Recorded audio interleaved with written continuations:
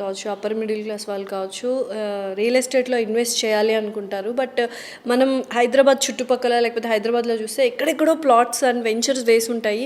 అసలు ఎక్కడ ఇన్వెస్ట్ చేయాలన్న ఒక క్వశ్చన్ మార్క్ ఉంటుంది. సో అలాంటప్పుడు Hyderabad, with in Hyderabad and Hyderabad నుంచి ఎన్ని కిలోమీటర్స్ వరకు మనం ఒక ప్లాట్లో ఇన్వెస్ట్ చేయొచ్చు?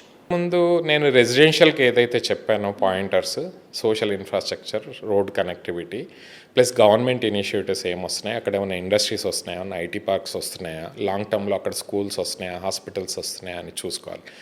సెకండ్ థింగ్ ఏంటంటే రోడ్స్.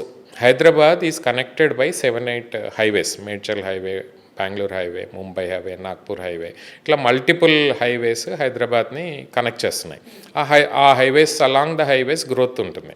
ప్లస్ రీజనల్ రింగ్ రోడ్కి అండ్ ఓఆర్ఆర్కి RRRకి మధ్యలో కూడా ఇంటర్ కనెక్టివిటీ పెరుగుతుంది.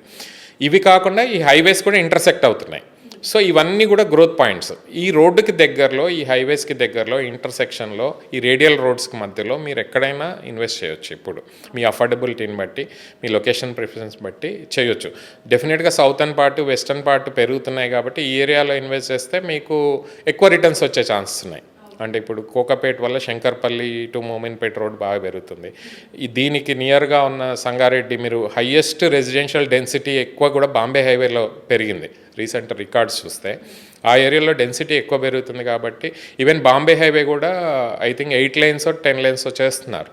అట్లాగే విజయవాడ హైవే కూడా ఎక్స్పాండ్ అవుతుంది, బెంగళూరు హైవే కూడా ఎక్స్పాండ్ అవుతుంది. సో ఇవన్నీ కూడా మనకి ట్రిగ్గర్ పాయింట్స్. ఎక్కడైతే ఇండియా మొత్తంలో కూడా హైవేస్ ఎక్కడవుతున్నాయి అక్కడ అగ్రికల్చర్ ల్యాండ్స్ పెరిగినాయి, సిటీకి దగ్గరలో ఉంటే రెసిడెన్షియస్ వాల్యూస్ కూడా పెరిగినాయి. కమర్షియల్ యాక్టివిటీ, మీకు advantage of investing near highways ఏంటంటే కమర్షియల్ కూడా డెవలప్ అవుతుంది. మీకు దాబాలు రావచ్చు, హోటల్స్ రావచ్చు, సో పెద్ద పెద్ద రిసార్ట్స్ టైప్ బిల్డ్ చేయొచ్చు. సో పీపుల్ ఫ్లో ఉంటుంది కాబట్టి డెఫినెట్గా మీ హైవే కనెక్టివిటీస్ కానీ ఇంటర్సెక్షన్స్, రేడియల్ రోడ్స్లో